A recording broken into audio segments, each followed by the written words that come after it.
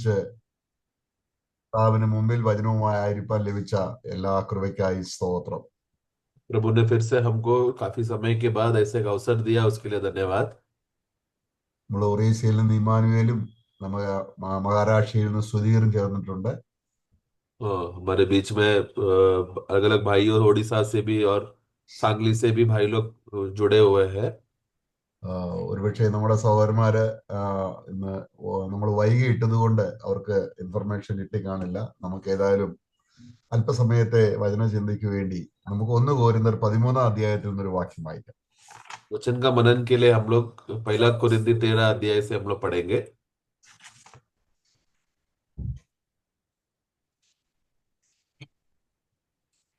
Is it dry?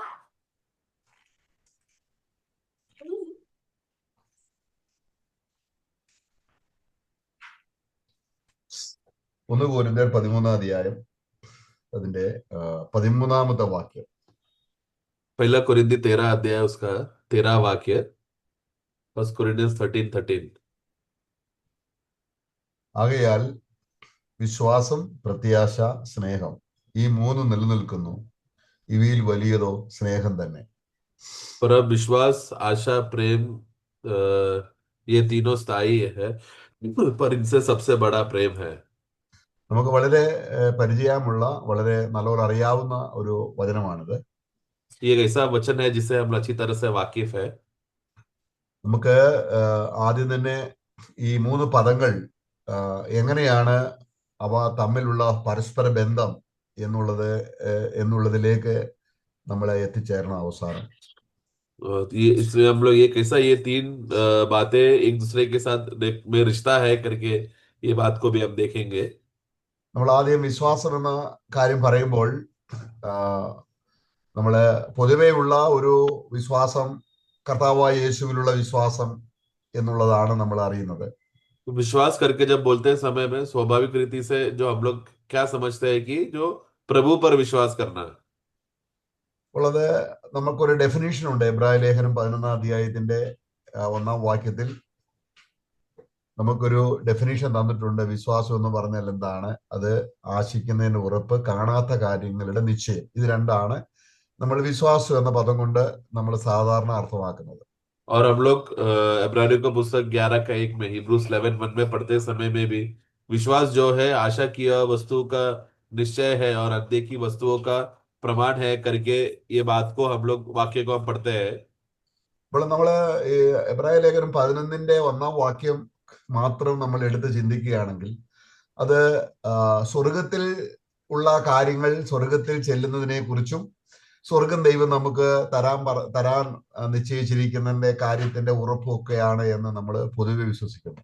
और स्वाभाविक रीति से वाक्य पढ़कर हम सोचते हैं कि हम स्वर्ग जाएंगे, स्वर्ग की बातें प्रभु ने हमें संभाल कर रखा है, वो हमको मिलेगा करके ये वाक्य पढ़कर हम लोग साधारण रीति से ऐसा अर्थ समझते हैं। എന്നാൽ നമ്മൾ കുറച്ചും കൂടെ വിശ്വാസം എന്ന കാര്യത്തിലേക്ക് നമ്മൾ അടുത്തു വരുമ്പോൾ പഴയ നിയമത്തിൽ ദൈവം ആവശ്യപ്പെട്ട, ദൈവസന്നിധിയിൽ ഒരാൾക്ക് വരണമെങ്കിൽ ദൈവം വെച്ചിരിക്കുന്ന ന്യായപ്രമാണത്തിലെ ചില റിക്വയർമെന്റ് ഉണ്ട്. അപ്പൊ ആ റിക്വയർമെന്റ് എന്ന് പറയുന്നത് പാപം ചെയ്ത് ദേഹി മരിക്കണം. അപ്പൊ അങ്ങനെ ഒരു മരണം, ഒരു യാഗം നമ്മുടെ മുമ്പിൽ നടക്കുമ്പോൾ അതാണ് നമ്മൾ റോമാലേഖന 8 അധ്യായത്തിന്റെ 3 വാക്യത്തിൽ വായിക്കുന്നത്, ന്യായപ്രമാണത്തിന് കഴിയാഞ്ഞതിനെ. അപ്പൊ നമ്മൾ വിശ്വാസം എന്ന് പറയുമ്പോൾ അത് പഴയ നിയമത്തിൽ വിശുദ്ധന്മാർ വിശ്വസിച്ചത് തന്നെയാണ് പുതിയ നിയമത്തിൽ നമ്മൾ വിശ്വസിക്കുന്നത്. ഏത് കാലഘട്ടത്തിലും ഒരു യാഗം ഉണ്ട്, ആ യാഗത്തിലൂടെയാണ് രക്ഷ എന്നുള്ളതാണ് വിശ്വാസ പ്രമാണമായിട്ട് നമ്മൾ മുറുകെ പിടിക്കുന്നത്. तो हम जानते हैं कि सारा मनुष्य जो पाप में गिरने की वजह से परमेश्वर ने जो धार्मिकता का मांग मनुष्य जात से रखा था, जो व्यवस्था के द्वारा परमेश्वर ने मनुष्य से मांग किया था, जिसको पुराने नियम से लोग उस बात को पूरा करने के विषय में हम देखते हैं कि एक बलि को अर्पण करके वो लोग वो परमेश्वर ने दिया हुआ मांग के उपस्थिति में उसको समर्पण करते। तो बलि था वो आधार जिसकी वजह से लोग परमेश्वर की उपस्थिति में विश्वास करके आते थे। जो हम लोग रोमियो 8:3 में भी पढ़ते समय में, हमारा शरीर जो दुर्बल था उसको प्रभु ने उसको यीशु मसीह को बेचकर अपने ही शरीर में उसको पाप में का समानता में बेचकर आया ताकि वो बलिदान होने के द्वारा हम लोग पाप का दंड से अब आज्ञा से हमें छुटकारा दे सके। तो ये बात है जो आज नए नियम में हम लोग विश्वास करते हैं। तो पुराने नियम हो या नया नियम हो, बलि पर है हम लोग विश्वास करते हैं। അപ്പോൾ അവിടെ 4-ാം വാക്യത്തില് ഇങ്ങനെ ഒരു പദമുണ്ട്, that the righteousness of the law might be fulfilled in us. അതായത് യേശുക്രിസ്തുവിൽ നമ്മൾ വിശ്വാസം വെക്കുമ്പോൾ എന്താണ് വിശ്വാസം എന്നുള്ളത്, ന്യായപ്രമാണം എന്തെല്ലാം ആവശ്യപ്പെട്ടോ അതെല്ലാം ക്രിസ്തുവിൽ നിവർത്തിക്കപ്പെട്ടു എന്ന് ഞാൻ വിശ്വസിക്കുന്നതാണ് വിശ്വാസമായിട്ട് ദൈവം പരിഗണിക്കുന്നത്. അതാണ് നമ്മുടെ നീതീകരണത്തിന് അടിസ്ഥാനം. तो बाकी 4 में जब हम पढ़ते समय में व्यवस्था की विधि का जो मांग है वो हम में पूरा होने के लिए करके विषय में जब पढ़ते समय में, तो वो कैसा पूरा हो सके, वो प्रभु यीशु मसीह ने जो क्रूस का वो कार्य को पूरा किया, उस बात को विश्वास करने से क्या होता है, व्यवस्था का वो विधि का मांग पूरा होता है। ये बात पे विश्वास करना है जो यीशु मसीह ने किया। അപ്പോൾ യേശുവിലും യേശു ചെയ്ത പ്രവൃത്തിയിലുമുള്ള, അല്ലെങ്കിൽ നമുക്ക് വേണ്ടി യേശു എന്ത് ചെയ്തു എന്നുള്ള പ്രവൃത്തിയിലുമുള്ള ആഴമായ വിശ്വാസത്തെയാണ് നമ്മൾ തിരുവചനത്തിൽ നമ്മൾ 1 കൊരിന്ത്യർ 13-ാം അധ്യായത്തിന്റെ 13-ാം വാക്യത്തിൽ വായിച്ചപ്പോൾ വിശ്വാസം എന്ന പദം കൊണ്ട് അർത്ഥമാക്കുന്നത്. तो इसके लिए 1 कोरिन्थी 13 अध्याय का 13 वाक्य में जब विश्वास करके बोलते समय में मतलब क्या है कि हम एक व्यक्ति जो यानी कि प्रभु यीशु मसीह और उन्होंने किया हुआ काम, उस काम पर विश्वास करना, तो वो उस व्यक्ति पर, प्रभु यीशु मसीह पर और उसके काम पर संपूर्ण रीति से विश्वास करने को वहां पर है 1 कोरिन्थी 13 का 13 में विश्वास का अर्थ को समझते हैं। അപ്പോൾ അപ്പോസ്തലന്റെ ശുശ്രൂഷയിലൂടെ താൻ വിശ്വാസികൾ എന്ത് വിശ്വസിക്കണമെന്നാണ് താൻ പഠിപ്പിച്ചത് എന്നുള്ളത് നമുക്ക് 1 കൊരിന്ത്യർ 15-ാം അധ്യായത്തിൽ അതിന്റെ 2-ാം വാക്യം വായിക്കുമ്പോൾ, 2-3 വാക്യങ്ങൾ വായിക്കുമ്പോൾ അവിടെ ഒരു വ്യക്തമായിട്ട് നമുക്കറിയാം വിശ്വാസം പറഞ്ഞാൽ എന്താണ്. तो इसके लिए पौलुस वहां पर विश्वासियों के बीच में रहते समय में लोग विश्वास के बारे में क्या जानना चाहिए करके उसके बारे में हम पढ़ते हैं कि 1 कोरिन्थी 15 अध्याय का 2 और 3 में, 1 कोरिन्थियंस 15 2 और 3 में पढ़ते समय में विश्वासी लोग क्या विश्वास करना चाहिए करके उसके आधार पर है वहां पर 1 कोरिन्थी में वो कहता है। അപ്പൊ അവിടെ നമ്മൾ വായിക്കുകയാണ്, എന്നാൽ സഹോദരന്മാരെ ഞാൻ നിങ്ങളോട് സുവിശേഷിച്ചതും നിങ്ങൾക്ക് ലഭിച്ചതും നിങ്ങൾ നിൽക്കുന്നതും നിങ്ങൾ വിശ്വസിച്ചതും വൃഥാവല്ലെന്ന് വരികിൽ നിങ്ങൾ രക്ഷിക്കപ്പെടുന്നതുമായ സുവിശേഷം നിങ്ങൾ പിടിച്ചുകൊണ്ടാൽ ഞാൻ ഇന്ന വിധം നിങ്ങളോട് സുവിശേഷിച്ചിരിക്കുന്നു എന്ന് നിങ്ങളെ ഓർപ്പിക്കുന്നു. അപ്പൊ എന്താണ് അവർ വിശ്വസിക്കേണ്ടത് എന്നുള്ളതാണ് 3-ാം വാക്യത്തിൽ പറയുന്നത്. उसका 1 और 2 पढ़ते समय में हम देखते 1 और 2 पढ़ेंगे। समाचार बताता हूँ जो पहले सुना चुका हूँ, जिसे तुमने अंगीकार भी किया, पर और जिसमें तुम स्थिर भी हो। वाक्य 2, उसी के द्वारा तुम्हारा उद्धार भी होता है, यदि उस समाचार को जो मैंने तुम्हें सुनाया था स्मरण रखते हो, नहीं तो तुम्हारा विश्वास करना व्यर्थ हुआ। तो वो तो तुम्हारा विश्वास करना, तो वो विश्वास क्या है करके फिर वाक्य 3 से पढ़ते समय में वो बताता है कि क्या है वो विश्वास। यस, 3 पढ़ो। अच्छा 3 भी पढ़ना। इसी कारण मैंने सबसे पहले तुम्हें वही बात पहुंचा दी जो मुझे पहुंची थी कि पवित्र शास्त्र के वचन के अनुसार यीशु मसीह हमारे पापों के लिए मर गया। ഓക്കെ, അപ്പം വിശ്വാസത്തിന്റെ ഘടന അപ്പോസ്തലനായ പൗലോസ് നിങ്ങളെ ഉദ്ധരിക്കുന്ന വിശ്വാസം എന്താണ്? യേശു ക്രിസ്തു തിരുവെഴുത്തിൻ പ്രകാരം നമ്മുടെ പാപങ്ങൾക്ക് വേണ്ടി മരിച്ചു. അടുത്ത വാക്യം. तो इसके लिए वहां पर विश्वास का जो आधार को वहां पर बोलते समय में पौलुस वहां पर बताना चाहता है कि पवित्र शास्त्र के अनुसार प्रभु यीशु मसीह ने तुम्हारे पापों के लिए मरा, ये विश्वास का आधार, और गाड़ा गया और पवित्र शास्त्र के अनुसार तीसरे दिन जी उठा। അപ്പൊ ഇതാണ് വിശ്വാസം എന്നുള്ളത് കൊണ്ട് പൗലോസ് തന്റെ സുവിശേഷങ്ങളിലൂടെ വെളിപ്പെടുത്തിയത്. കാരണം കർത്താവായ യേശു ക്രിസ്തു നമ്മുടെ പാപങ്ങൾ പ്രകാരം ദൈവത്തിന്റെ നീതി അനുസരിച്ച് നമുക്ക് വേണ്ടി പാപയാഗമായി തീർന്ന് നമുക്ക് വേണ്ടി പാപപരിഹാരമായിട്ട് മരിച്ചു, തിരുവെഴുത്തിൻ പ്രകാരം മരിച്ചു, തിരുവെഴുത്തിൻ പ്രകാരം ഉയർത്തെഴുന്നേറ്റു. അപ്പം ഇത് എബ്രായ ലേഖനം 11-ാം അധ്യായത്തിന്റെ 1-ാം വാക്യവുമായി ഒരു തരത്തിലും വ്യത്യാസം വരുന്നില്ല. കാരണം അവിടെ കാണാത്ത കാര്യങ്ങളുടെ നിശ്ചയം എന്ന് പറയുന്നത് സ്വർഗത്തെക്കുറിച്ചല്ല. 2000 വർഷങ്ങൾക്ക് മുമ്പ് യേശുക്രിസ്തു ക്രൂശി മരിച്ചപ്പോൾ ഇന്ന് വിശ്വസിക്കുന്നവരാരും അത് കണ്ടിട്ടില്ല.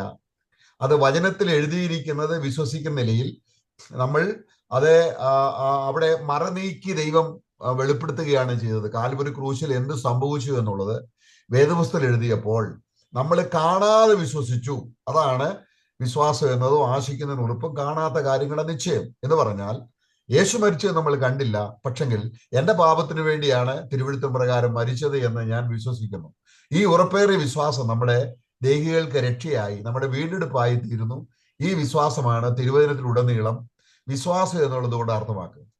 उसके लिए प्रभु ने पवित्र शास्त्र के अनुसार हमारे लिए जो हमने किया हुआ जो पाप था उसके विषय में प्रभु यीशु मसीह उस पाप का बलि बनकर हमारे लिए हल करके हमें जो व्यवस्था का मांग जो परमेश्वर ने हमसे रखा था, धार्मिकता का मांग को, उसको प्रभु यीशु मसीह ने अपना बलि के द्वारा उसको पूरा करके पवित्र शास्त्र के अनुसार हमें पापों से छुटकारा दिया। ये बात पर विश्वास करना है, विश्वास जो पौलुस वहां पर बताना चाहता है कि प्रभु पर और उसने किया हुआ कामों पर विश्वास करना, जिसके आधार पर यही बात को जब हमने इब्रानियों के पुस्तक 11 के 1 में विश्वास का अर्थ क्या है करके जब हम पढ़ते समय में, तो जहां पर जो जो चीज हमने नहीं देखा उसका निश्चय है करके बोलते समय में जो हम लोग स्वाभाविक रीति से स्वर्ग की बात बोलते हैं, केवल उतना ही नहीं परंतु प्रभु यीशु मसीह जो क्रूस में हमारे लिए मरा, वो भी एक अनदेखी बात है, वो हमने देखा नहीं, लेकिन पवित्र आत्मा अपने उस बातों को वचन के द्वारा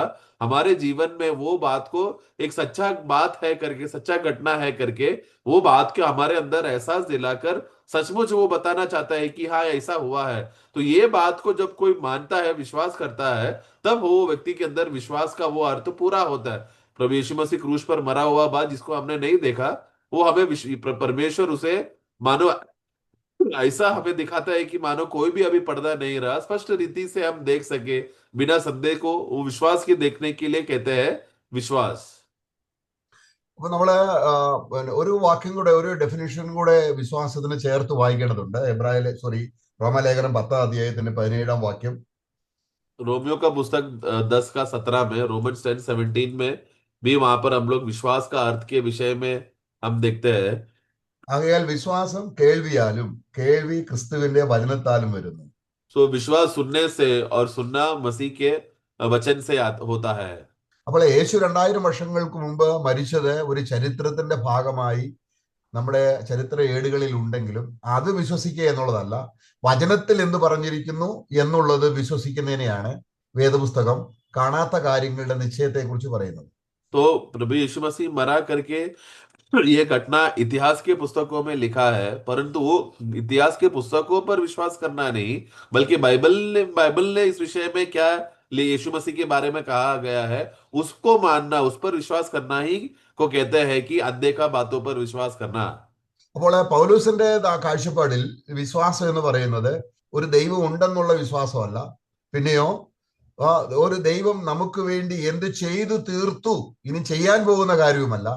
ഏതൊരു കാര്യം നമ്മുടെ രക്ഷയ്ക്ക് വേണ്ടി, നമ്മുടെ നന്മയ്ക്ക് വേണ്ടി ഈ സ്നേഹവാനായ ദൈവം ചെയ്തു തീർത്തോ, ആ ചെയ്തു തീർത്ത കാര്യത്തിലുള്ള അടിയുറച്ച വിശ്വാസത്തെയാണ് പൗലോസ് അവിടെ വിശ്വാസം എന്നുള്ളത് അർത്ഥമാക്കും.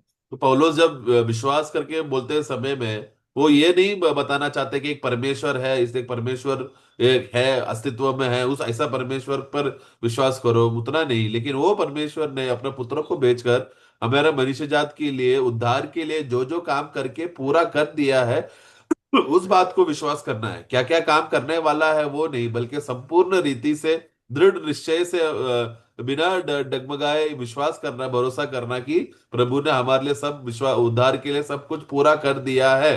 वो पूरा कर दिया है को मानने को कहते हैं विश्वास, जो पौलुस ने 1 कुरिन्थी 13:13 में कहा था। അപ്പോൾ ഇവിടെ ദൈവം നമുക്ക് വേണ്ടി ഇനിയും ചെയ്യാൻ പോകും. നമുക്കൊരു അസുഖം വന്നു, നമ്മൾ പ്രാർത്ഥിക്കുമ്പോൾ ദൈവം അത് കേൾക്കും എന്നുള്ള വിശ്വാസത്തെയോ, അല്ലെങ്കിൽ നാം ഒരു വസ്തുവിന് വേണ്ടി പ്രാർത്ഥിച്ചപ്പോൾ അത് ദൈവം തരുമെന്ന വിശ്വാസത്തെ കുറിച്ചല്ല ഇവിടെ വിശ്വാസം എന്ന് പറയുന്നത്. ദൈവം ഒരിക്കലായി അടിസ്ഥാനമിട്ട് എന്നേക്ക് ചെയ്തു തീർത്ത ഒരു കാര്യത്തിന്മേലുള്ള വിശ്വാസത്തെയാണ് പൗലോസ് വിശ്വാസം എന്ന് പറയുന്നത്. तो कुछ लोग बोलते हैं कि विश्वास करना मतलब क्या कि हम प्रार्थना करेगा तो हमें कुछ मिल जाएगा, तो तुम पक्का मिलेगा विश्वास करो, तो कुछ बातें मिलने वाला है वो बात को देखकर बात करना वो नहीं है विश्वास, कि मैंने मैं बीमार था, मैं चंगाई के लिए प्रार्थना किया, प्रभु मुझको चंगाई देगा, ऐसा मैं विश्वास करता हूँ। वो अर्थ नहीं है पौलुस वहां पर विश्वास का मतलब कहना चाहता है, बल्कि प्रभु यीशु मसीह के द्वारा हमें क्या क्या मिल चुका है, हमारे लिए क्या क्या लाभ और उपलब्ध हो चुका है, उसको विश्वास कहते हैं। അപ്പോൾ ഈ നമ്മളിത് വിശ്വസിക്കുന്നെങ്കിലും നമ്മൾ ദൈവത്തെ വിശ്വസിക്കുന്നു, പക്ഷെങ്കിൽ ദൈവം നമ്മളോടുള്ള ബന്ധത്തിൽ നമ്മളെ സ്നേഹിച്ചതിലുള്ള വിശ്വാസമാണ് ഈ യാഗത്തോടുള്ള ബന്ധത്തിൽ വിശ്വാസമായി വരുന്നത്. നമ്മള് ഒരു വാക്യം കൂടെ, യോഹന്നാന്റെ ലേഖനം उसके लिए परमेश्वर ने हमें हम परमेश्वर पे विश्वास करना मतलब क्या है कि वो बलिदान के द्वारा परमेश्वर ने हमसे प्रेम किया है करके वो बात का बोध्य होना जरूरी है, जो हम लोग पहला यूहन्ना में हम पढ़ते हैं। 1 യോഹന്നാൻ 4:10. पहला यूहन्ना का पुस्तक 4:10 में हम पढ़ते हैं, प्रेम इसमें नहीं कि हमने परमेश्वर से प्रेम किया, पर इसमें है कि उसने हमसे प्रेम किया और हमारे पापों के प्रायश्चित के लिए अपना पुत्र को भेजा। അപ്പോൾ നോക്കുക, ദൈവം എന്നെ സ്നേഹിച്ചത് കൊണ്ടാണ് തന്റെ പുത്രനെ കാലുക്രൂശിൽ മരിച്ച് അനുവദിച്ചത് എന്നുള്ളത് ഞാൻ വിശ്വസിക്കുമ്പോൾ ഞാൻ ദൈവത്തിന്റെ സ്നേഹത്തെയാണ് വിശ്വസിച്ച് ഏറ്റെടുക്കുന്നത്. ദൈവം സ്നേഹവാനാണെന്നും കരുണയുള്ളവനാണെന്നും ദൈവത്തിന്റെ വശത്ത് ദൈവം അത് പ്രദർശിപ്പിച്ചപ്പോൾ ഞാൻ ദൈവത്തിന്റെ സ്നേഹത്തെ, ദൈവത്തെ വിശ്വാസമായിട്ട് ഞാൻ ഏറ്റെടുക്കുകയാണ്. तो प्रेम इसमें है कि उन्होंने हमसे प्रेम किया और उन्होंने अपना हमारे पापों से प्रायश्चित के लिए अपना पुत्र को भेजा। तो ये बात को जब विश्वास करने से हमें मालूम पड़ता है कि परमेश्वर कितना प्रेम करता है, और वो बात को हम जान पाते हैं, उस वो बात पर है विश्वास को हमें बने रहना है। അപ്പോൾ വിശ്വാസം അനുദിനം നമുക്ക് ഒരു അല്ലെങ്കിൽ പ്രാവർത്തികമായ രീതിയിൽ നമ്മുടെ ഓർമ്മയിൽ എപ്പോഴും വരേണ്ട ഒരു കാര്യം. നമ്മൾ കർത്താവിന് മേശയിൽ വരുമ്പോൾ ഞാൻ വരുവോളം എൻ്റെ ഓർമ്മയ്ക്കായി ചെയ്യണം. അപ്പൊ കർത്താവ് ചെയ്ത കാര്യത്തെ നമ്മൾ വിശ്വാസത്തിൽ എടുക്കുമ്പോൾ അത് ദൈവത്തിന്റെ സ്നേഹം നമ്മുടെ ഹൃദയങ്ങളിലേക്ക് പകർന്നത് നമ്മൾ ദിനംതോറും ഓർക്കുന്നതാ. അതാണ് നമ്മളെ വിശ്വാസം എന്ന് കർത്താവിന്റെ ദാസൻ ഉദ്ദേശിച്ചത്. तो इसके लिए ये विश्वास केवल एक बार ही नहीं, बल्कि प्रतिदिन हमें प्रभु को हम लोग याद करना, स्मरण कर कर पूर्ण भरोसा उस प्रभु पर करना जो प्रभु ने हमारे लिए किया। उदाहरण से जब हम लोग प्रभु मेज का बात को याद करते समय में प्रभु के आगमन तक हमें याद कर रहे हैं कि प्रभु ने जो हमसे प्रेम किया और हमारे लिए प्रायश्चित जो बलि हुआ करके, ये बात प्रभु का आगमन तक हमें करते आ रहा है, करते रहना है। तो उसी विश्वास में हम लोग प्रभु को हम लोग स्मरण कर रहे हैं प्रभु का आगमन तक। तो इस बात का विश्वास को है वहां पर पौलुस पहला कोरिन्थी में कहने का उनका उद्देश्य था। അപ്പോൾ വിശ്വാസ മാർഗമല്ല, കർമ്മമാർഗമാണ് ദൈവം അംഗീകരിക്കുന്നത് എന്നുള്ള നിലത്തിൽ ഗലാത്യ ലേഖനത്തിൽ വാക്കുതർക്കം വന്നപ്പോൾ പൗലോസ് അത് വളരെ വ്യക്തമായിട്ട് പറയുന്നുണ്ട്. കർമ്മമാർഗമല്ല, നമ്മൾ വിശ്വാസത്താലാണ് രക്ഷിക്കപ്പെടുന്നത്. അപ്പോൾ അതിന്റെ ഗലാത്യ ലേഖനം 5-ാം അധ്യായത്തിൽ അവരെ പരിച്ഛേദന ഏറ്റ് രക്ഷപ്പെടുന്നതിനെ കുറിച്ചുള്ള വാദം വന്നപ്പോൾ പൗലോസ് വ്യക്തമായിട്ടൊരു കാര്യം പറയുന്നുണ്ട്. അതിന്റെ 5-ാം അധ്യായത്തിന്റെ 6-ാം വാക്യത്തിൽ ഇങ്ങനെ വായിക്കുന്നു. तो जब गलतियों मंडली में जब ऐसा अवस्था आया कि वहां पर लोगों को ऐसा सिखाया जा रहा था कि विश्वास नहीं लेकिन तुमको कर्म भी करना पड़ेगा तो ही तुम्हारा उद्धार संपूर्ण होगा करके ऐसा उपदेश देते समय में, तो वहां पर पौलुस वहां पर गलतियों का पुस्तक 5:6 में जब पढ़ते समय में वहां पर पौलुस वहां पर इस विषय में वो कहता है, और मसीह ക്രിസ്തുവേശുവിൽ പരിച്ഛേദനയല്ല, അഗ്രചർവവുമല്ല, സ്നേഹത്താൽ വ്യാപരിക്കുന്ന വിശ്വാസം അത്രേ കാര്യം. അപ്പം ദൈവം എന്നെ സ്നേഹിച്ചു എന്നുള്ളത് പരിശുദ്ധാത്മാവ് ഹൃദയങ്ങളിലേക്ക് പകരുമ്പോൾ ഞാൻ അതിനെ ഏറ്റെടുത്ത് മുറുകെ പിടിക്കുന്ന എൻ്റെ വശത്തുള്ള ദൈവകൃപയാണ് വിശ്വാസമായിട്ട് അത് പരിണമിച്ചിരിക്കുന്നത്.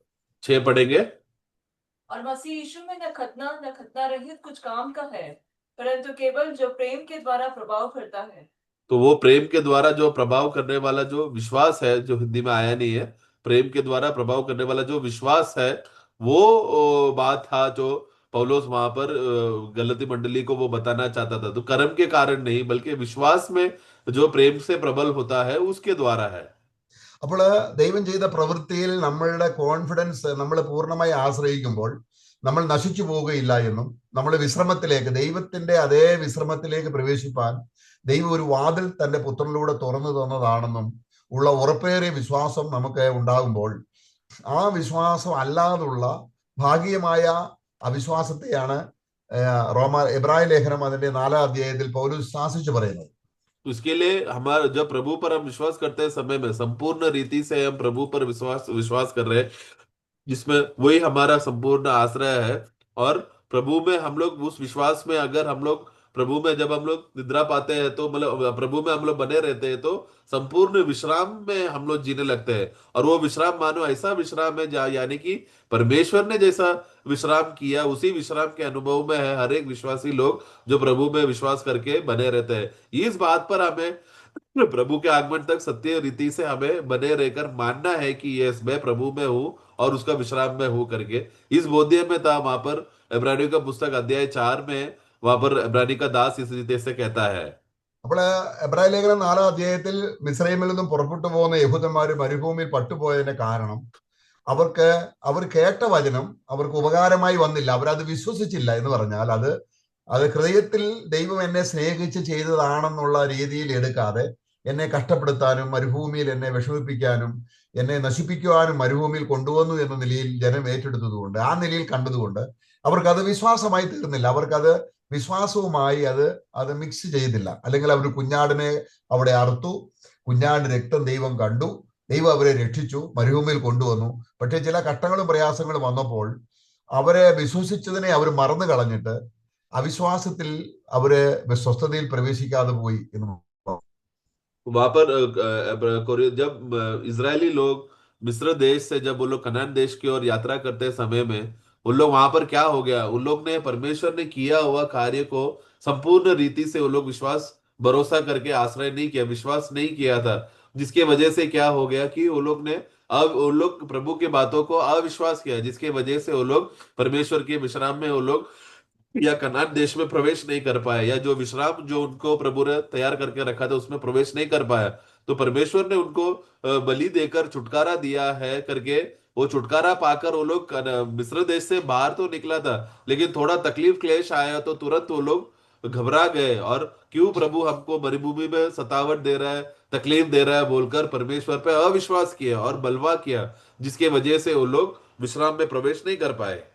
അപ്പം വിശ്വാസത്തിന് പരിശോധന ഉണ്ടെന്നും പരിശോധന വരുമ്പോൾ പിന്മാറി പോകുന്നെങ്കിൽ അവരുടെ വിശ്വാസം ഉറച്ച വിശ്വാസമല്ല എന്ന് അറിയാൻ കഴിയുന്നു. ഇവിടെ നമ്മൾ വായിക്കുന്നത് അതിന്റെ എബ്രായ ലേഖനം 4-ാം വാക്യത്തിൽ വിശ്വസിച്ചവരായ നാമല്ലോ സ്വസ്ഥതയിലേക്ക് പ്രവേശിക്കുന്നു. അപ്പോൾ നമുക്ക് സ്വർഗത്തിൽ കിട്ടാൻ പോകുന്ന കാര്യങ്ങളെ കുറിച്ചുള്ള വിശ്വാസത്തെ കുറിച്ചല്ല ഇവിടെ പറയുന്നത്. പിന്നെയോ ക്രിസ്തുവിൽ നിവർത്തിക്കപ്പെട്ട വേലയിൽ നമുക്ക് ലഭിച്ചിരിക്കുന്ന സൗഭാഗ്യങ്ങളെ കുറിച്ചാണ്, അത് ദൈവം ചെയ്ത് തീർത്ത ഒരു കാര്യത്തെ കുറിച്ചാണ് നമ്മൾ വിശ്വാസമായിട്ട് ഏറ്റെടുക്കുന്നത്. तो एक विश्वासी जब विश्वास करने शुरू करता है तो उसका विश्वास परखा जाएगा।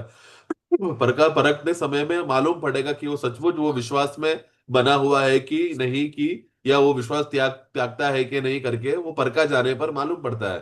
इसके लिए प्रभु ने खास रीति से इब्रानियों 4:3 में पढ़ते समय में हमारे विषय में क्या कहा है कि और हम जिसने विश्वास किया है उस विश्राम में हम लोग प्रवेश करते हैं। तो हमारे विषय में क्योंकि हमने विश्वास करके प्रभु में बने रहने की वजह से क्या हुआ, हम वो विश्राम में प्रवेश किए हैं। तो यह स्वर्ग में जाकर होने वाला अनुभव की बात नहीं है, आज ही प्रभु पर विश्वास करने पर मिलने वाला विश्राम का बात है ये। അപ്പോൾ ചുരുക്കത്തിൽ വിശ്വാസം എന്ന് പറഞ്ഞാൽ ദൈവം നമുക്ക് വേണ്ടി ചെയ്ത സ്നേഹത്തിൽ ചെയ്ത കാര്യങ്ങളിലുള്ള അടിസ്ഥാനപരമായ നമ്മുടെ കോൺഫിഡൻസ്, നമ്മുടെ ഉറപ്പിനെയാണ് അതാണ് ആശിക്കുന്നതിന് ഉറപ്പും കാണാത്ത കാര്യങ്ങളുടെ. ഇത് ദൈവം കാൽവരി കുറിച്ച് ചെയ്തതൊന്നും നമ്മൾ കണ്ടിട്ടില്ല, അവന്റെ വചനത്തിൽ എഴുതിയിരിക്കുന്നു, അത് നമ്മൾ വിശ്വസിക്കുന്നു. അത് വിശ്വസിച്ചവർക്ക് സ്വസ്ഥതയിലേക്ക് പ്രവേശിച്ചിരിക്കുന്നു. അവരുടെ ജീവിതത്തിൽ സമാധാനമുണ്ട്, സ്വസ്ഥതയുണ്ട്. ക്രിസ്തു അവരുടെ ക്യാപ്റ്റനായിട്ട് നമ്മുടെ ഉള്ളിൽ ആ വിശ്വാസം ഉരുവാക്കുന്നത്, അതിനെ ജനറേറ്റ് ചെയ്യുന്നത് തന്നെ കർത്താവായ യേശു ക്രിസ്തുവാണ്. उसके लिए विश्वास करके संक्षेप में कहना चाहता है वो ये है कि प्रभु ने जो हमारे लिए किया हुआ कार्य पर उसको मानना, उस पर भरोसा करना और उसी पर निर्भर कर कर उस व्यक्ति पर ने ही सब कुछ किया है करके वो बात पर भरोसा करना ही हमारा संपूर्ण आश्रय है, हमारा भरोसा है और हमारा कॉन्फिडेंस उस आधार पर है। तो ये प्रभु पर जब हम विश्वास करते हैं और उसके काम पर विश्वास करते समय में वही क्या है जो हमने आशा किया हुआ वस्तुओं का निश्चय होता है और अनदेखी वस्तुओं का प्रमाण है वो। क्योंकि प्रभु ने क्रूस पर मरा हुआ बात भले ही हमने ना देखा हो, वो अनदेखा था, लेकिन वो विश्वास करने से क्या हो गया, वो हमारा प्रमाण बन गया। तो ऐसा विश्वास करने वाले लोग में अवस्था क्या होता है, वो लोग संपूर्ण विश्राम में बने रहता है, प्रभु का शांति में बने रहता है और वो खुशी का अनुभव में बना रहता है जो उद्धार पाए हुए लोगों के अंदर यीशु मसीह के द्वारा मिला है। तो वही विश्वासी लोग उसी को कहते हैं, ये प्रभु के इस कार्य पर विश्वास करने को कहते हैं विश्वास। അപ്പം എന്താണ് വിശ്വാസത്തിന്റെ അടിത്തറ? ദൈവം നമുക്ക് വേണ്ടി ചെയ്തതും ഇനി ആവർത്തിക്കാൻ സാധ്യമല്ലാത്തതുമായ ചെയ്തു തീർത്ത പ്രവൃത്തിയിലുള്ള നമ്മുടെ അടിയുറച്ച വിശ്വാസത്തെയാണ് വേദപുസ്തകം വിശ്വാസം എന്ന് പറയുന്നത്. तो वचन पवित्र शास्त्र विश्वास करके बोलते समय मतलब क्या, एक ऐसा बात जो प्रभु यीशु मसीह ने हमारे लिए संपूर्ण रीति से पूरा कर दिया है, अब उस काम को दोबारा करने की जरूरत नहीं है, क्योंकि एक ही काम एक ही बार में संपूर्ण रीति से पूरा कर दिया है करके उस बात पर संपूर्ण रीति से निश्चय कर भरोसा करने को कहते हैं विश्वास। അപ്പം ഇതേ അർത്ഥത്തിൽ ഇനി നമ്മൾ പ്രത്യാശയെ കുറിച്ച് ചിന്തിക്കാം. इसी अर्थ में है, बोध्य में है, अभी हम लोग आशा के बारे में हम देखेंगे। നമുക്ക് വിശ്വാസം എന്താണെന്ന് മനസ്സിലായെങ്കിൽ പ്രത്യാശയെ കുറിച്ചും നമുക്കൊരു സംശയമില്ലാതെ വിശ്വാസം മനസ്സിലാക്കി തന്ന അതേ ആത്മാവ് പ്രത്യാശയും നമുക്ക് മനസ്സിലാക്കി തരും. तो एक बार हम लोग विश्वास के विषय में जब हम लोग समझ जाते हैं तो उसी आत्मा हमें आशा के बारे में भी हमें बताता है। അപ്പോൾ നമ്മൾ എബ്രായ ലേഖനത്തിൽ പറയുന്ന ആ വിശ്വാസത്തിന് പ്രത്യാശ എന്നും അർത്ഥമുണ്ട്. നാം ആശിക്കുന്നതിന്റെ ഉറപ്പും ഹോപ്പ് എന്നോടുണ്ട് അവിടെ. അപ്പൊ വിശ്വാസവും ഹോപ്പും അല്ലെങ്കിൽ പ്രത്യാശയും കൂടെ ചേർന്നുള്ളതാ ഒരു കാര്യമാണ് ഇവിടെ നമ്മൾ വിശ്വാസത്തിൽ എടുക്കുന്നത്. तो इसके हमने जब इब्रानियों का पुस्तक 11 अध्याय में पढ़ते समय में वहां पर देखो, और विश्वास जो है आशा की वस्तुओं का निश्चय है, तो विश्वास में एक आशा भी उसमें जुड़ा हुआ बात है। तो मतलब वो ये दोनों साथ में चलने वाली बात है, यानी कि जब कोई विश्वास करता है तो वो आशा भी करता है। അപ്പോൾ ഇനി എന്താണ് പ്രത്യാശ? तो आशा क्या है? ദൈവം നമ്മളെ സ്നേഹിച്ച് ചെയ്തു തീർത്ത കാര്യത്തോടുള്ള ബന്ധത്തിൽ ഇനിയും ദൈവം ചെയ്യാൻ പോകുന്ന തന്റെ പുത്രമുഖം ചെയ്യാൻ പോകുന്ന കാര്യങ്ങളിലുള്ള അടിയുറച്ച പ്രത്യാശയാണ് പ്രത്യാശ എന്ന് പറയുന്നത്. तो अभी आशा मतलब क्या है कि प्रभु ने जो हमारे लिए ऑलरेडी जो सब बातें पूरा कर हो चुका है, उसमें संपूर्ण भरोसा हो जाने के बाद उस विश्वास में बने रहने की वजह से आगे चलकर उसका लाभ जो हमको मिलने वाला है वो भी हमको मिल जाएगा करके उस बात पर आशा करते हैं। ഓക്കെ, നമുക്ക് ഒരു വാക്യം കൂടെ റോമലേഖനം 5 അധ്യായത്തിൽ വായിക്കാം. रोमियो का पुस्तक 5 में हम पढ़ते हैं, रोमन्स चैप्टर 5 അതിന്റെ 2-ാം വാക്യം. वर्स 2, 5 का 2 में हम पढ़ते हैं कि ദൈവ തേജസ്സിന്റെ പ്രത്യാശയിൽ പ്രശംസിക്കുന്നു. इसके द्वारा विश्वास के कारण उस अनुग्रह तक जिसमें हम बने हैं हमारी पहुंच भी हुई और परमेश्वर की महिमा की आशा पर घमंड करें। അപ്പം നമുക്ക് ഇത് ദൈവം നമുക്ക്, അതായത് നമ്മൾ 8-ാം അധ്യായത്തിൽ കൂടെ ചേർത്ത് വായിക്കുമ്പോൾ इसके साथ रोमियो का पुस्तक 8वां अध्याय भी साथ में अगर पढ़ेंगे तो 8-ാം അധ്യായത്തിന്റെ 18-ാം വാക്യം വായിക്കുമ്പോൾ 8 का 18, रोमन्स 8:18 നമ്മളിൽ വെളിപ്പെടാനുള്ള തേജസ്. അപ്പോൾ തേജസ് എന്നുള്ളത് നമുക്ക് പ്രത്യാശ, ഭാവി പ്രത്യാശയാണ്. അത് വെളിപ്പെടാൻ പോകുന്നതാണ്, ദൈവം ചെയ്യാനിരിക്കുന്നതാണ്. അപ്പം ചെയ്യാൻ പോകുന്ന കാര്യത്തെക്കുറിച്ചുള്ള നമ്മുടെ അടിയുറച്ച പ്രത്യാശയാണ് വേദപുസ്തകത്തിൽ പ്രത്യാശ എന്ന് പറയുന്നത്. അതും ദൈവസ്നേഹത്തെ ബേസ് ചെയ്തുള്ളതാണ്. तो और हमें जो प्रकट रोमियो का पुस्तक 8 का 18 में पढ़ते समय में हमारे विषय में जो प्रकट होने वाला जो महिमा, तो ये जो प्रकट होने वाला महिमा पर जब हम लोग संपूर्ण रीति से आशा करते हैं और ये सब बातें प्रेम के द्वारा प्रभु ने हमारे लिए करके रखा है, जो एक दिन आगे आगे हमको मिलने वाला है करके उस बात पर यकीन करने को कहते हैं आशा। അപ്പോൾ അവിടെ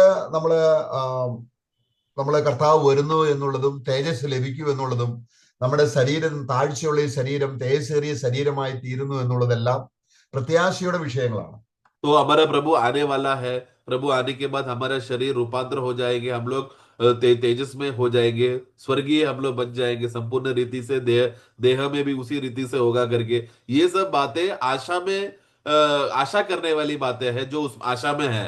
അപ്പോൾ നമ്മുടെ ഇടത് കൈയും വലത് കൈ എന്നതുപോലെ നമ്മുടെ ക്രിസ്തീയ ജീവിതത്തെ ബാലൻസ് ചെയ്യുന്ന രണ്ട് കാര്യങ്ങളാണ് ഈ വിശ്വാസവും പ്രത്യാശയും എന്നുള്ളത്. കാരണം എവിടെ വിശ്വാസം ഉണ്ടോ അവിടെ പ്രത്യാശയും കൂടെ ചേർന്ന് പോകുന്നത്. കാരണം ഈ സ്നേഹത്തിൽ ഉൽപ്പാദിതമായാണ് വിശ്വാസം. ഇതുപോലെ തന്നെ ദൈവസ്നേഹത്തിലാണ് നമ്മൾ ഈ പ്രത്യാശയും കാണുന്നത്. ഇത് രണ്ടും സ്നേഹത്തിൽ ദൈവഹൃദയത്തിൽ ഉരുവായ കാര്യമാണ്, നമ്മളെ പ്രത്യാശിക്കുമാറാക്കുകയാണ്. അവിടെ നമ്മളെ രക്ഷിക്കപ്പെട്ടപ്പോൾ നമ്മുടെ തേജസ് പ്രാപിക്കൂ എന്നതിന് ഉറപ്പായി എഫേസ്യ ലേഖനം അതിന്റെ 1-ാം അധ്യായം 14-ാം വാക്യത്തിൽ വായിക്കുമ്പോൾ, तो जैसे कि हम लोग एक व्यक्ति को दाया हाथ और बाया हाथ रहता है और वो उस दाया हाथ और बाया हाथ में वो बैलेंस रहता है, उसी रीति से एक विश्वासी के जीवन में विश्वासी जो बैलेंस लाइफ में मसीही जीवन जीने के लिए जो सहायता करने वाली दो बातें हैं, एक है विश्वास और आशा, जो दोनों साथ में चलने वाली बातें हैं। इन दोनों को प्रेम जोड़ता है, क्योंकि प्रेम के द्वारा है उसके अंदर विश्वास और आशा की हुई वस्तुओं का विषय का जो उमड़ जो विश्वासी के जीवन में जो लाता है, वो उस आशा में जो प्रेम में है, वो प्रेम क्या करता है, उसको उस आशा के विषय की बातों के लिए वो उसके अंदर उमंग लाता है और उसके अंदर वो आनंद लाता है, दिलचस्पी लाता है। तो ये सब प्रेम प्रभु के द्वारा जो किया हुआ कार्य के द्वारा उस प्रेम है जो हमें विश्वास करके हमें चलाता है। അപ്പൊ എഫ് എസ് ലേഖനം 1:14 വാക്യം വായിക്കുമ്പോൾ इफिसियों का पुस्तक 1 का 14 में हम पढ़ते हैं, 13 മുതൽ വായിക്കുകയാണ്. 13 से हम पढ़ते 13 हैं। 14 ചേർത്ത് വായിക്കുമ്പോൾ വിശ്വാസവും പ്രത്യാശയും ഒരുമിച്ച് പോകുന്ന രീതിയിലാണ് അവിടെ ആ വചനം എഴുതിയിരിക്കുന്നത്. 13-14 पढ़ते समय में साथ में पढ़ते हैं, तो वहां पर हम लोग विश्वास और आशा का दोनों बातों का मूल बात वहां पर हम देख सकते हैं। അവനിൽ നിങ്ങൾക്കും നിങ്ങളുടെ രക്ഷയെക്കുറിച്ചുള്ള സുവിശേഷം എന്ന സത്യവചനം നിങ്ങൾ കേൾക്കുകയും അവനിൽ വിശ്വസിക്കുകയും ചെയ്തിട്ട്, അപ്പം വിശ്വസിച്ചു കഴിഞ്ഞപ്പോൾ എന്ത് ചെയ്തു? ദൈവം തന്റെ പരിശുദ്ധാത്മാവിനാൽ നമ്മുടെ ശരീരത്തിന്റെ വീണ്ടെടുപ്പിനായിട്ട് പരിശുദ്ധാത്മാവിനെ അച്ചാരമായി അല്ലെങ്കിൽ ഡൗൺ പേയ്മെന്റ് ആയി നമുക്ക് നൽകിയിരിക്കുന്നു. വരാൻ പോകുന്ന തേജസ്സിന്റെ ഒരു അടയാളമായി നമുക്ക് ഹോളി സ്പിരിറ്റിനെ തന്നിരിക്കുന്നു. അപ്പോൾ ഈ വിശ്വാസവും പ്രത്യാശയും ദൈവസ്നേഹത്തിൽ ദൈവം നമുക്ക് വേണ്ടി ചെയ്യുന്ന കാര്യങ്ങളാണ്. ഒന്ന് ചെയ്തു തീർത്തതും ആ ചെയ്തു തീർത്തതിന്റെ അനുമാനമായി വീണ്ടും ചെയ്യാൻ പോകുന്നതുമായ കാര്യങ്ങൾ നമ്മൾ ഹൃദയത്തിൽ ഏറ്റെടുക്കുമ്പോൾ വിശ്വാസവും പ്രത്യാശയും ഒരു ബാലൻസ് ആയി പോകുന്ന ഒരു കാര്യമാണ്. तो हम 13 और 14 में पढ़ते समय में हम देखते हैं कि उस सुसमाचार को जिसने हमने सत्य का वचन को हमने सुना, जिसके वजह से हमारा उद्धार हुआ, उस उद्धार का उस सुसमाचार को हमने क्या किया? हमने विश्वास किया। और विश्वास करने की वजह से क्या हुआ? तुरंत प्रतिज्ञा किया हुआ पवित्र आत्मा का छाप हमें लगा, जिसके वजह से क्या हुआ कि हमें छुटकारा के दिन में हमें मिलने वाला जो मिरास का बयाना हमें पवित्र आत्मा के द्वारा उस छाप में मिल गया है। तो पहले हम लोग विश्वास करते हैं, विश्वास की वजह से हमें अभी क्या हो गया? विश्वास किस आधार पर है? प्रभु ने जो ऑलरेडी किया हुआ काम को, पूर्णता को विश्वास करते हैं, और उस विश्वास के द्वारा क्या हो गया? हमें भविष्य में मिलने वाला जो मिरास है, वो मिरास का जो बातें, जो आशा है, वो पवित्र आत्मा के द्वारा वो हमें, हमारे अंदर ये बात का पूर्ण रीति से भरोसा होता है कि हमें मिलने वाला है। तो ये प्रभु ने किया हुआ कार्य और अभी आगे मिलने वाला कार्य, ये दोनों साथ में चलने वाली बातें हैं जो एक विश्वासी को बैलेंस करके उसका विश्वासी जीवन में चलाता है। ഓക്കെ, നമുക്ക് ഇതുപോലെ തന്നെ ആണ് വിശ്വാസവും പ്രത്യാശയും ഒരുമിച്ച് വരുന്ന അനേക ഭാഗങ്ങളുണ്ട്. നമുക്ക് ഒരു വാക്യം കൂടെ വായിക്കാം. ऐसा विश्वास और आशा करके साथ में चलने वाली बातें और भी बातें हैं, वाक्य है, और एक वाक्य हम पढ़ेंगे। നമുക്ക് 1 പത്രോസ് 1-ാം 3-4 വാക്യങ്ങൾ വായിക്കുമ്പോൾ നമ്മൾ ആദ്യം അത് വിശ്വസിച്ചപ്പോൾ ദൈവം നമ്മുടെ പ്രത്യാശയ്ക്ക് വേണ്ടി ഒരുക്കിയിരിക്കുന്ന കാര്യങ്ങളെ കുറിച്ചാണ് അവിടെ വായിക്കുന്നത്. നമുക്ക് 1 പത്രോസ് 1-4 വാക്യങ്ങളിൽ അത് വളരെ വ്യക്തമായിട്ട് എഴുതിയിട്ടുണ്ട്.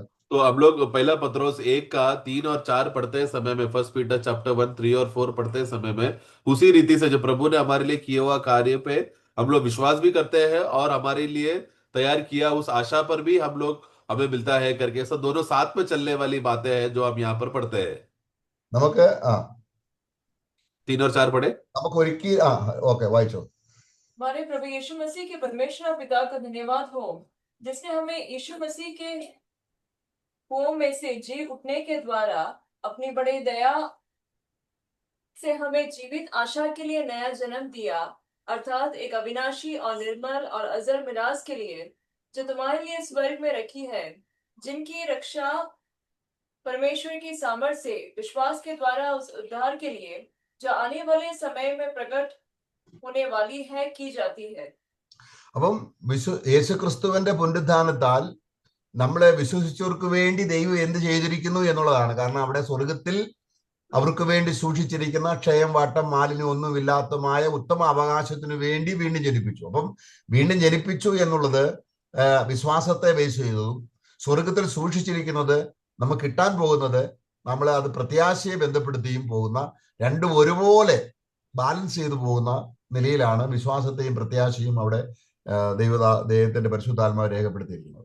वहां पर यीशु मसीह का पुनरुत्थान के द्वारा या उनका जी उठने के द्वारा हमारे जीवन में आया हुआ बातों को वहां पर कहा गया। तो उस पुनरुत्थान के जीवन की वजह से क्या हो रहा है? हमें उस बड़ी जीवित आशा हमें मिली है, ताकि जिसके लिए हमारा नया जन्म भी हुआ है। तो नया जन्म नया जन्म जो हुआ है वो उसका अवस्था क्या है कि जिसके वजह से हमें विश्वास करने के द्वारा हमको ये नया जन्म मिला, और हमें एक जीवित आशा मिला है। जीवित आशा किस बात पर है? कि हमारे लिए प्रभु ने एक अविनाशी, निर्मल और एक ऐसा अजर मिराज हमारे लिए तैयार करके रखा है, जो स्वर्ग में रखा है करके। तो ये बात का आशा हम करते हैं। तो नया जन्म के लिए हम लोग विश्वास करते हैं, और स्वर्ग में रखा हुआ मिराज के विषय के लिए हम लोग आशा करते हैं। इस तरह दोनों बातें साथ में चलने वाली, विश्वास और आशा साथ में चलने वाली बातों को हम देखते हैं, जो पत्रोस यहाँ पर कहा। അപ്പം നമ്മള് വിശ്വാസം എന്നത് ദൈവസ്നേഹത്തെ ബേസ് ചെയ്തുള്ളതാണ്. तो विश्वास जो है परमेश्वर के प्रेम के आधार पर है। ദൈവം നമുക്ക് ചെയ്യാൻ പോകുന്നതും ദൈവസ്നേഹത്തെ ആസ്പദമാക്കിയാണ് നമ്മൾ അത് പ്രത്യാശിക്കുന്നത്. और परमेश्वर जो आगे हमारे लिए कुछ बातें करवा के हमको मिलने वाला है, वो भी परमेश्वर के प्रेम के आधार पर है। അപ്പൊ ഇതിനകത്ത് ഒരു നാണയത്തിന് രണ്ട് വശം എന്ന പോലെ വിശ്വാസം ഉണ്ടായിരിക്കുകയും പ്രത്യാശ ഇല്ലാതിരിക്കുകയും ചെയ്യുന്ന വിശ്വാസം ദുർബലമാണ്. तो इसके लिए प्रियो, ये एक ही सिक्के का दोनों पहलू है, दोनों भाग होना चाहिए। अगर एक व्यक्ति विश्वास करता है लेकिन प्रभु ने किया हुआ बातों पर, मिलने वाले बातों पर अगर वो आशा नहीं धरता, तो उसका विश्वास जो है वो निर्बल हो जाता है। അപ്പോൾ അപ്പോൾ ഈ രണ്ട് കാര്യങ്ങളും ദൈവസ്നേഹത്തെ ബേസ് ചെയ്താണ്. तो ये दोनों बातें, विश्वास और जो आशा है, परमेश्वर के प्रेम के आधार पर है। അപ്പോൾ നമ്മുടെ ക്രിസ്തീയ ജീവിതം കൃപാവരങ്ങളാലോ അത്ഭുതങ്ങളാലോ അടയാളങ്ങളുമല്ല, ഈ വിശ്വാസവും പ്രത്യാശയും കൂടി ആണ് സഭ പണിയപ്പെടുന്നത്. इसके लिए हमारा जो मंडली का बांधकाम जो है, किसी ने कोई वीर काम किया, किसी ने कुछ अद्भुत आत्मा का दान को प्रकट किया, उस सब बातों में नहीं है, लेकिन प्रभु ने किया हुआ कार्य के अनुसार जिस पे हम लोग विश्वास कर कर आशा धरे रहते हैं, उस पर मंडली बांधा जाता है। ഈ എബ്രായ ലേഖനം എഴുതുന്നത് തന്നെ വിശ്വാസത്തിൽ നിലനിൽക്കേണ്ട കാര്യങ്ങളെ കുറിച്ച് പറയാൻ വേണ്ടിയാണ്. इब्रानियों का पुस्तक लिखा गया क्यों है? कि लोगों को विश्वास में बने रहने के लिए और टिके रहने के लिए लिखा गया है। അപ്പോൾ നമുക്ക് വേദപുസ്തകം അടിസ്ഥാനപരമായി ഇല്ലാതിരുന്നപ്പോൾ തന്നെ ദൈവം എന്തുകൊണ്ടാണ് വിശ്വാസവും പ്രത്യാശയിൽ മാത്രം സഭ വരേണ്ടി വന്നത് എന്നുള്ളതൊരു തെളിവായിട്ടാണ് നമ്മൾ എബ്രായ ലേഖനം 2-ാം അധ്യായത്തിന്റെ 3 മുതലുള്ള വാക്യങ്ങൾ നമ്മൾ ഇങ്ങനെ വായിക്കുന്നുണ്ട്. तो जब बाइबल संपूर्ण रीति से, बाइबल जब नहीं था, तब उस समय के लोगों को, पहले सेंचुरी के विश्वासी के लोगों को किस रीति से विश्वास और आशा करने से ही तुम्हारा मंडली जीवन में बढ़ोतरी होता है करके, इस बात को जब हम इब्रानियों का पुस्तक 2-3 में पढ़ते समय में, उस समय के लोगों में क्या ये अनुभव हुआ, विश्वास और आशा में बने रहने की बात को वहां पर लेखक वो कहता है। അപ്പൊ അതിന് 2-ാം അധ്യായത്തിന് 3 മുതൽ ഇങ്ങനെയാണ് വായിക്കുന്നത്. കർത്താവ് താൻ പറഞ്ഞു തുടങ്ങിയതും ദൈവം അടയാളങ്ങളാലും അത്ഭുതങ്ങളാലും വിവിധ വീര്യപ്രവൃത്തികളാലും തന്റെ ഇഷ്ടപ്രകാരം പരിശുദ്ധാത്മാവിനെ നൽകിക്കൊണ്ട് സാക്ഷി നിന്നവർ കേട്ടവർ നമുക്ക് ഉറപ്പിച്ചു തന്നതുമായ ഇത്ര വലിയ രക്ഷ. അപ്പോൾ ഈ അപ്പോസ്തലന്മാരുടെ കാലത്ത് അവർക്ക് അത്ഭുതവും അടയാളവും ഉണ്ടായിരുന്നു. പക്ഷെ ആ അത്ഭുതവും അടയാളവും അവർക്ക് വിശ്വാസവും പ്രത്യാശയും അവരിൽ ഉറപ്പാക്കാൻ വേണ്ടിയുള്ള വചനത്തിന് പകരമായുള്ള കാര്യങ്ങളായിരുന്നു. കാരണം വചനം രേഖപ്പെടുത്തി കഴിഞ്ഞപ്പോൾ, ഈ വചനത്തെ അത്ഭുതങ്ങളോ അടയാളം ഉറപ്പിച്ചു കഴിഞ്ഞപ്പോൾ, ഇനിയും അടയാളങ്ങളാലും അത്ഭുതങ്ങളാലുമല്ല, വിശ്വാസത്താലും പ്രത്യാശയാലും വചനപ്രകാരം സഭ മുന്നോട്ട് പോകുന്ന ഒരു കാലഘട്ടത്തെയാണ് നമ്മളായിരിക്കുന്നത്. അല്ലെങ്കിൽ വേദപുസ്തകം എഴുതി തീർത്തപ്പോൾ മുതലുള്ള കാലഘട്ടത്തിൽ സഭ വളർന്നു വന്നത് ഈ അടിസ്ഥാനത്തിൽ മേലാണ്. 3 और 4 पढ़ेंगे। तो हम लोग ऐसे बड़े उद्धार से निश्चिंत रहकर क्यों कर बच सकते हैं, जिसकी चर्चा पहले पहले प्रभु के द्वारा हुई और सुनने वालों के द्वारा हमें निश्चय हुआ, और साथ ही परमेश्वर भी अपनी इच्छा के अनुसार चिन्हों और कामों और नाना प्रकार के सामर्थ के कामों और पवित्र आत्मा के वरदानों के बांटने के द्वारा इसकी गवाही देता रहा। तो ये सब बातें उस समय में, पहला सप्ताह में क्या हुआ कि क्योंकि वचन का पूर्तिकरण के बातों को पूरा करने के लिए प्रभु ने वहां पर चिन्ह, चमत्कार और अद्भुत कार्य कर आत्मा का दान दिया गया था, ताकि वचन को पूर्तिकरण हो सके।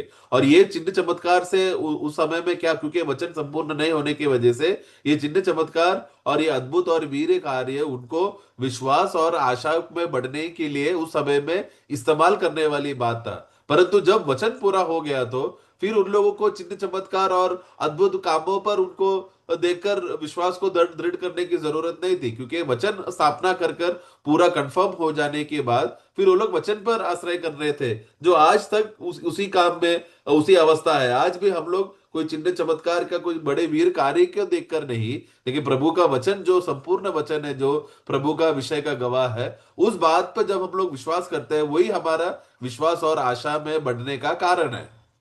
അപ്പോൾ ഈ 1 കൊരിന്ത്യർ 13 അധ്യായത്തിൽ തന്നെ 12 അധ്യായത്തിൽ കൃപാവരങ്ങളുടെ കാര്യം പറഞ്ഞിട്ടാണ് അദ്ദേഹം 13 അധ്യായത്തിൽ നിന്നു പോകുന്ന കൃപാവരങ്ങളിലല്ല, പിന്നെയോ വിശ്വാസത്താലും പ്രത്യാശയാലും ദൈവസ്നേഹത്താൽ ഉളവാകുന്ന അടിസ്ഥാനത്തിലാണ് സഭ പണിയപ്പെടേണം തെളിയിക്കാൻ വേണ്ടിയാണ് ഈ 13 അധ്യായം എഴുതിയത്. കാരണം 13 അധ്യായത്തിൽ മുഴുവനും അവിടെ നമുക്ക് അവിടെ ദൈവസ്നേഹത്തിന്റെ തെളിവായ നിലയിലുള്ള ദൈവസ്നേഹത്തിലുള്ള വിശ്വാസവും ദൈവസ്നേഹത്തിലുള്ള പ്രത്യാശയും തെളിയിക്കാനാണ് അദ്ദേഹം 13 അധ്യായം എഴുതുന്നത് തന്നെ. तो पौलोस वहां पर जब पहला कुरिन्दी जब वो लिखते समय में 12 अध्याय पूरा आत्मा का वरदान के बारे में वहां पर वो कहने के बाद फिर वो 13 अध्याय लिखता है। परंतु 13 अध्याय लिखते समय में वो उसका वो लक्ष्य पूरा संपूर्ण रीति से क्या है कि जो तुमने जो चिन्ह चमत्कार और वीर अद्भुत बातें और आत्मा का दानों में नहीं बल्कि प्रेम में है, सब बातें है करके संक्षेप में है करके उस बातों को वहां पर पौलोस प्रेम का विषय को ज्यादा मूल्य देकर उस प्रेम में उत्पन्न होने वाला हमारा विश्वास और हमारा आशा जो प्रेम के द्वारा हमारे अंदर है उस पर आश्रय कर कर बने रहने के लिए है 13 अध्याय लिखा गया था। അപ്പോൾ നമ്മൾ അവിടെ കൺക്ലൂഡ് ചെയ്യാൻ പോവുകയാണ്. നമ്മൾ അവസാനമായിട്ട് 13 വായിക്കുക. ആകയാൽ വിശ്വാസം, പ്രത്യാശ, സ്നേഹം ഈ മൂന്നും നിലനിൽക്കുന്നു, ഇവയിൽ വലിയതോ സ്നേഹം തന്നെ. അപ്പോൾ ഇവിടെ വിശ്വാസവും ദൈവസ്നേഹത്തിലുള്ള വിശ്വാസമാണ്, പ്രത്യാശ ദൈവസ്നേഹത്തെ ബേസ് ചെയ്തുള്ള പ്രത്യാശയാണ്.